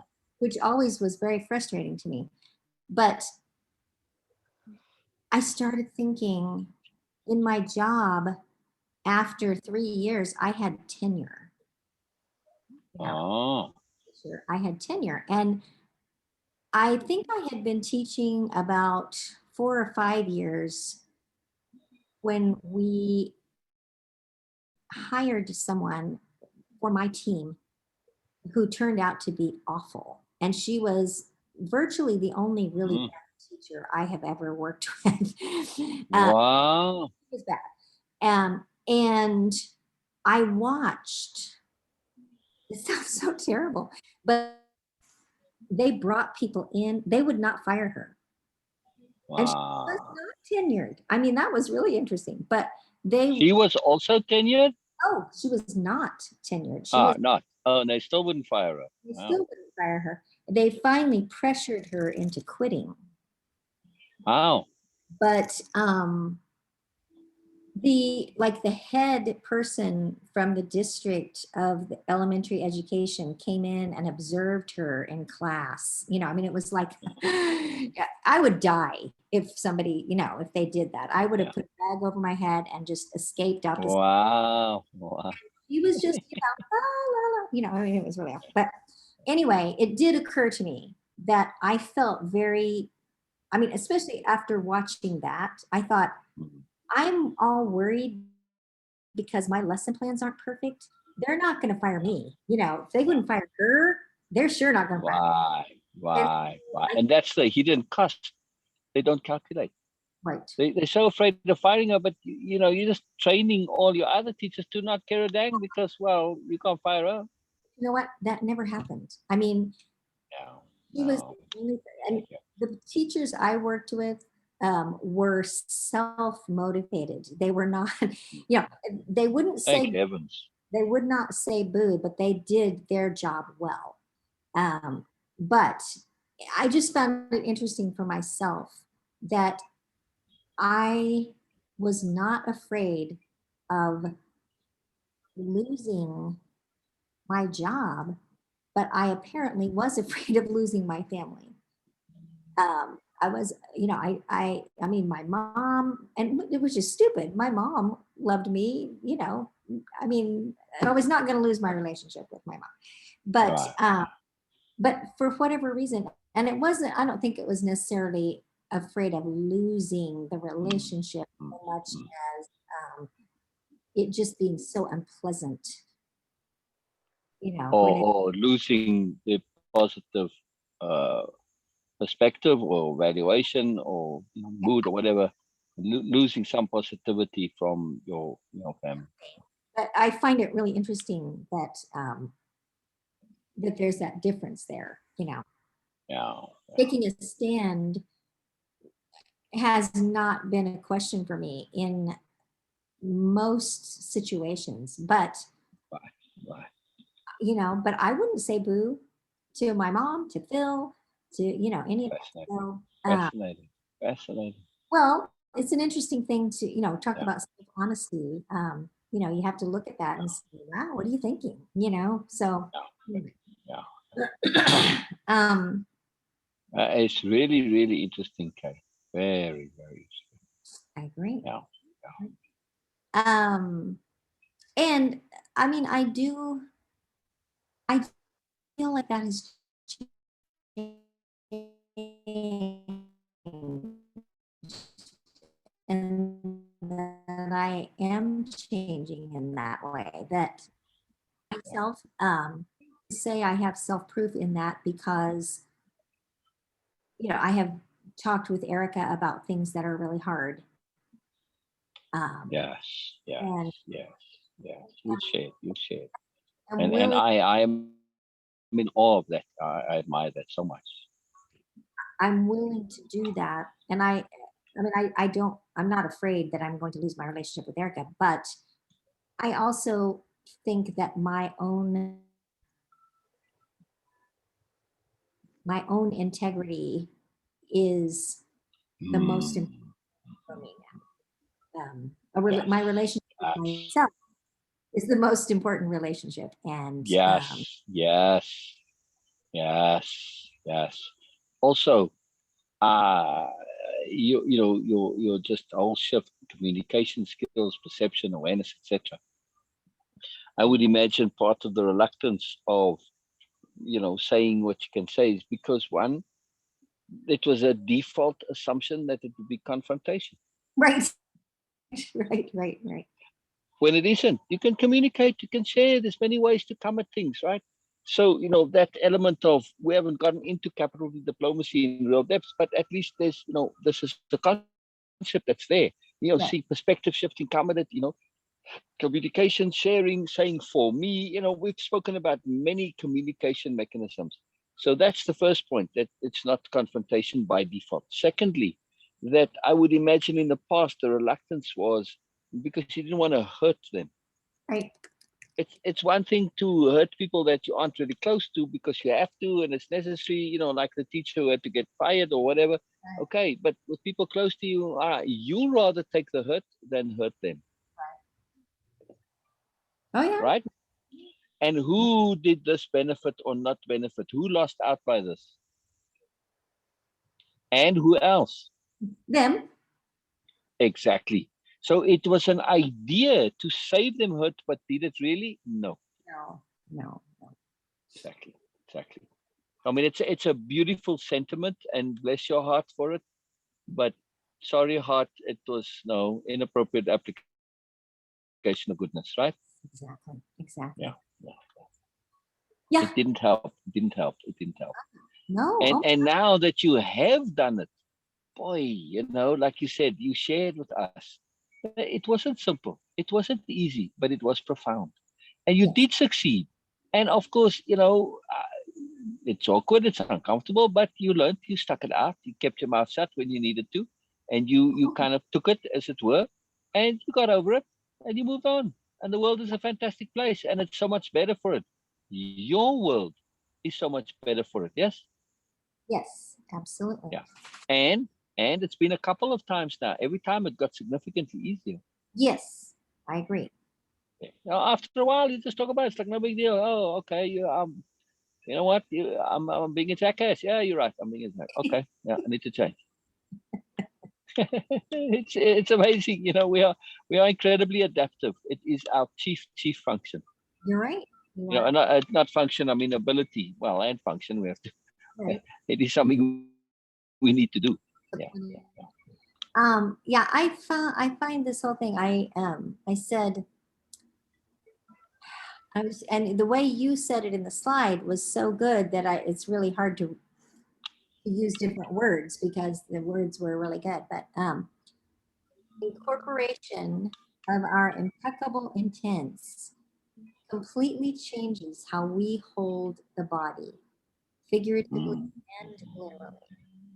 Face, posture, and stance are profound in our overall life context. Face, posture, and stance are the result of how we think. And I mean, that is true no matter what. I mean, the way you see it, Exactly. I mean, it is. It just plain is. Yeah. The difference is, in the past, it has been unintentional and often the result of habit. Yes. When we begin to do everything deliberately, and when our intents become impeccable, we replace habit with deliberate incorporation. Our intents rise, and our face, posture, and stance deliberately reflect change, figuratively and literally. That doesn't make sense. Our intents rise, and then there should not be an and. As our intents rise, our face, posture, and stance deliberately reflect this change. I just think that's is the way it goes. You can't regret things. No. I can't say I wish that, because if I'd been focusing on that, I might not have focused on the other things that I was focused on. Right. So, but still, it's something I work on every day right now. Every day. I mean, hugely. It keeps me up. I don't sleep enough because I'm working on this, the way in which my intents are represented in my body. Yeah, isn't that interesting? Very big deal. Very big deal. Yeah. One of the most interesting things for me was realizing that that is true no matter what. But if you, even if you're not doing it on purpose, even if you are not even aware of it, the way you stand, the way you, whatever, is a reflection of what you are. Yeah. Okay, so I want to bring up here on this point exactly. Okay. We are talking about how the body reflects our intents, yes, and also your character. Right. But here's the unbelievably fantastic part of this. The other way around is equally true. Yes. How we hold our body gets then materialized or reflected or becomes our intent, our feeling, our mood. In that loop between beliefs and feelings, the body and who we are is a big part of that. So we can change how we feel about things and therefore how we are by changing our body first. Right. It's amazing thing. So, you can think you're impeccable all you like, but if you don't feel it, it's not going to happen. Right. Yes, you can by force of will and discipline and this, but if you feel it being impeccable, it's no problem at all. Right. Which is, Right? yeah. So it's very important to learn to feel it. Yeah. And even if you don't feel it, you can, yet, or you don't feel that you're impeccable yet, shift your body to be that way. And then you're going to, It you is. will correspond with your behavior will match that. So, yeah. So this is a very powerful relationship. Very, very, very powerful. In the program, interestingly enough, Kay, this section is the most overlooked of all the sections. Wow. I think it's Maybe attunement, but I think this even more than attunement. Yeah, it's just, I don't know, for some reason it doesn't really connect and grab and relate to just how ridiculously potent and powerful this is. it So is. big deal. I think you're Big deal. Yeah. and I think the idea of just being aware, being conscious of it, Right. Right. is, Right. I mean, it's just, I don't know, I find it really interesting. Yes. Yes. Okay, I've got just a couple more slides here.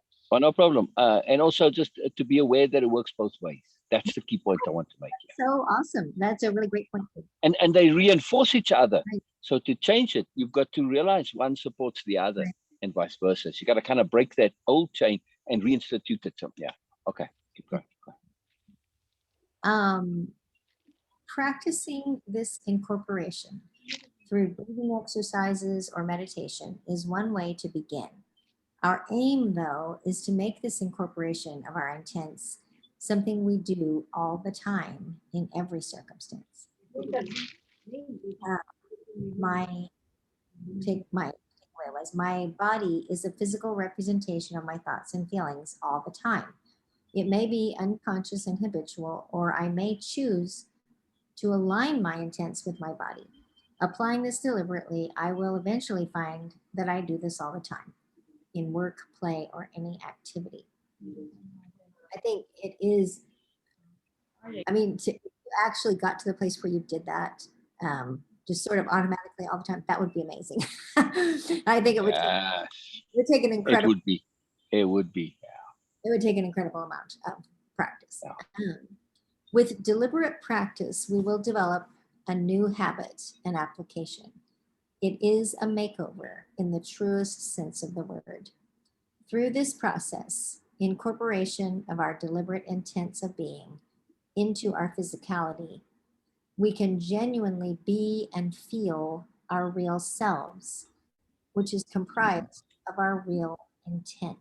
I just thought that, I mean, like I said, that's the one where I don't even know how to say that in a better way. That is just like, Yeah. you know, Cool. but I did try to reword a little bit for my own. Yeah. My real self is comprised of my real intents. I can be and feel my real self by deliberately incorporating my intents into my physicality, Mm. my body. Feeling is both emotional and physical. I can feel my real self both physically and emotionally by deliberately incorporating my real intents. Um, I mean, the whole it's very big. That's just a huge. That's a Yeah. huge thing. It's massive. It's massive. Oh, I was. No, I was talking about stance and how stance seems to me to be the most closely aligned with the way of impeccability because it is always deliberate. You are choosing that way of standing for a particular reason. And I like Mm. the example of sports, and it made me think of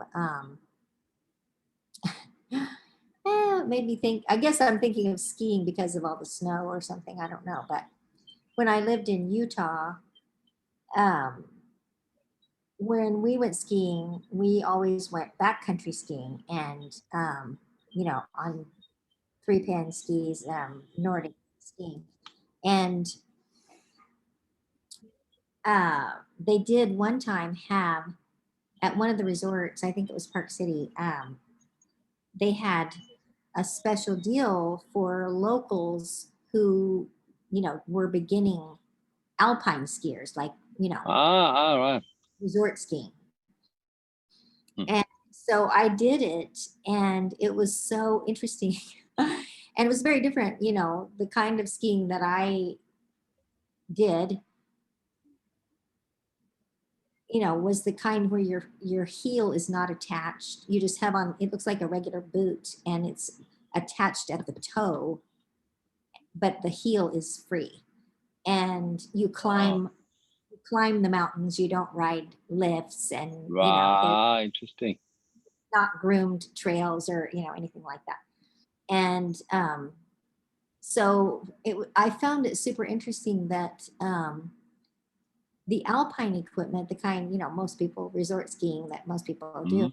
the boots make you get into the right position.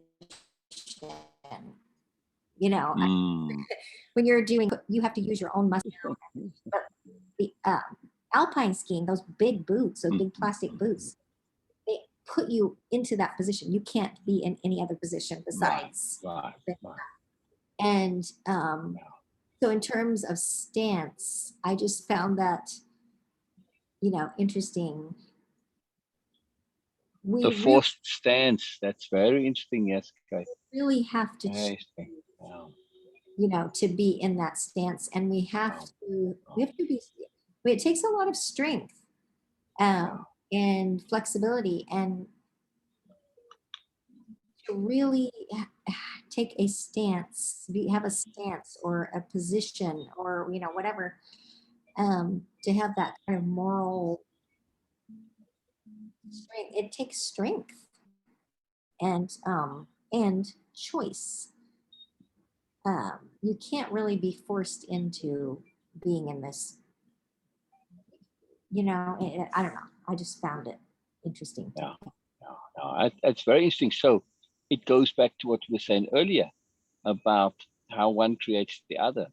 Right. So we can, in other words, force our bodies into a stance which forces us to behave in particular ways.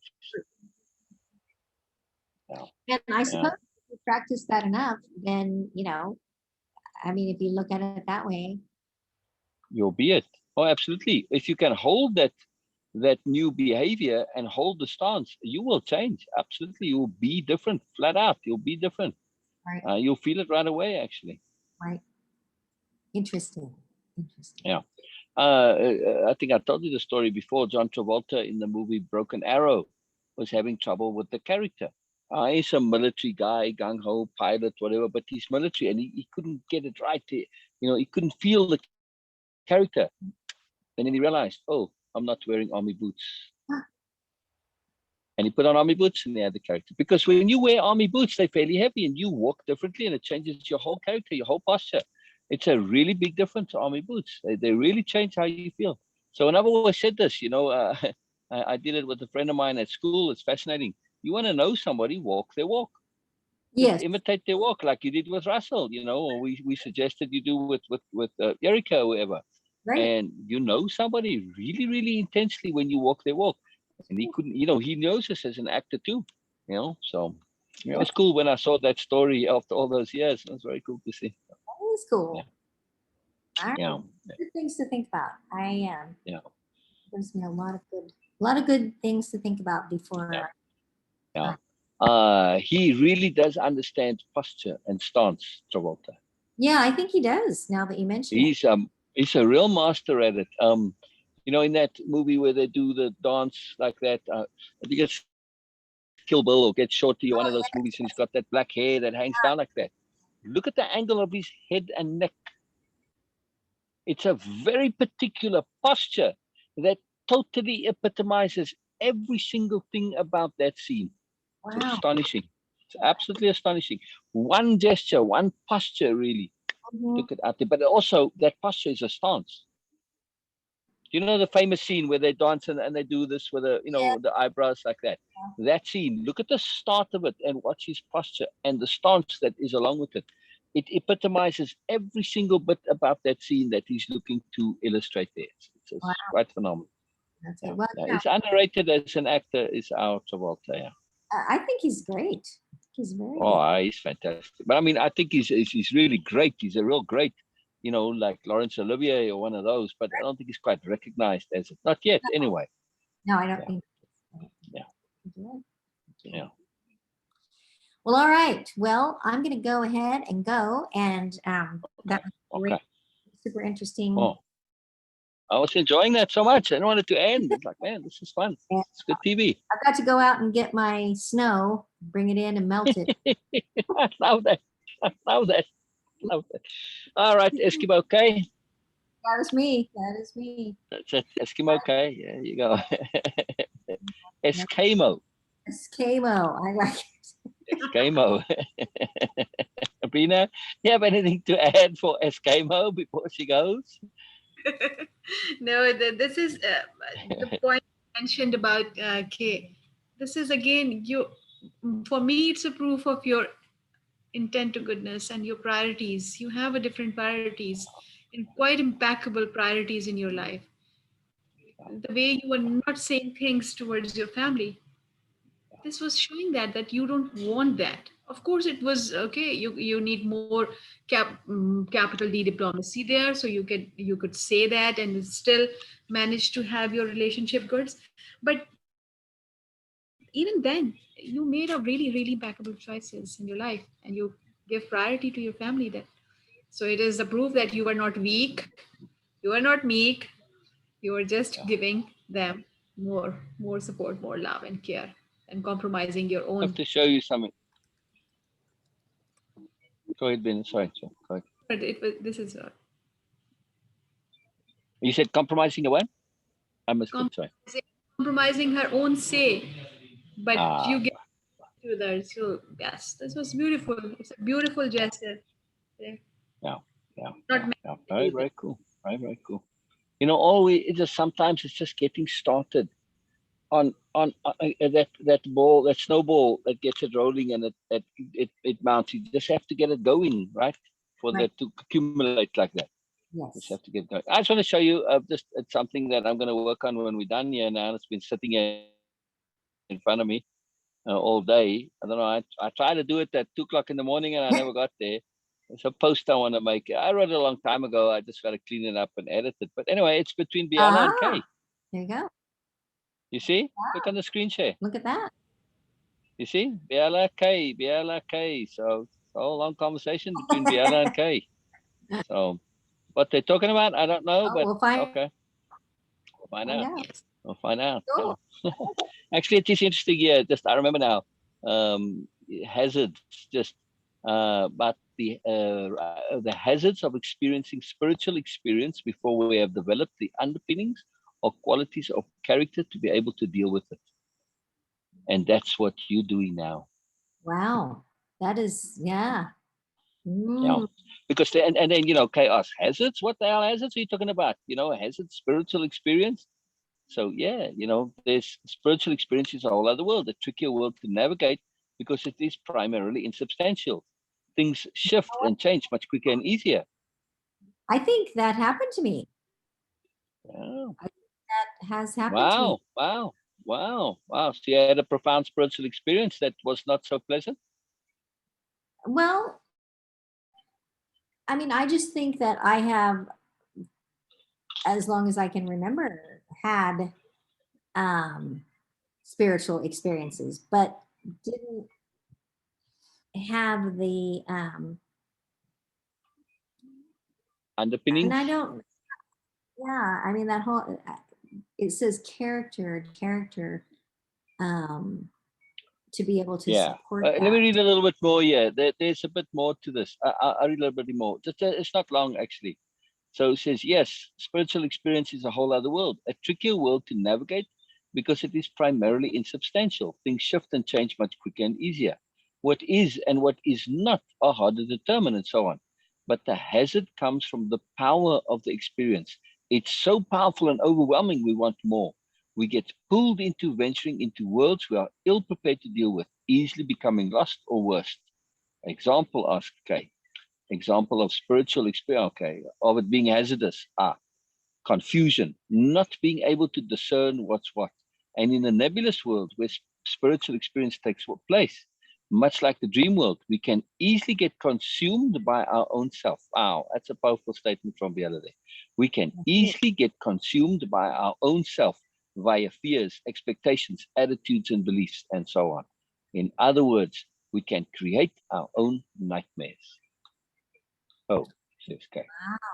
In that This, world, we are of paramount importance, as everything there is in some way a reflection, projection, manifestation of us.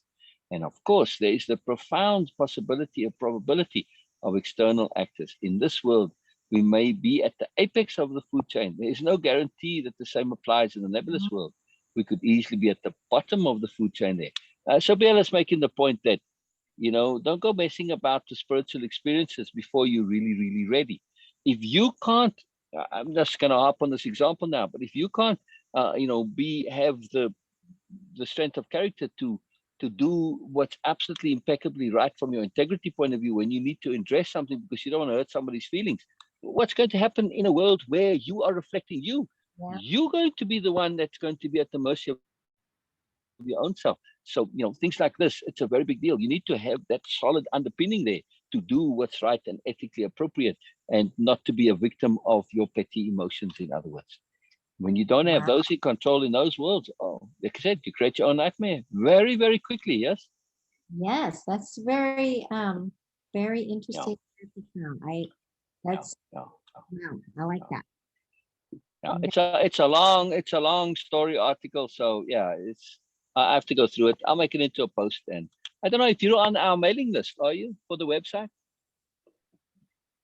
Because then you'll get these in the email. I always post them in the group, so I'll tag you when I post it. Never mind, I'll tag you when I post it. Okay, I'd rather have you respond in group and comment and all that. So all I'll right. tag you. I, Brilliant, brilliant. I just love it, Kay. I just love it. Like I said, I so enjoy our sessions. They are, just such a I grow every time. It's fantastic. well, thank I love it, and it's so interesting too. It's fascinating. I It's feel the same brilliant, way. brilliant. Yeah, yeah. Appreciate you both. Right. Yes, you too. You too. Love you, Kay. Bye Bye, bye. Kay. Bye bye. Bye bye. Bye, Beena. Bye bye. Bye bye. And hello.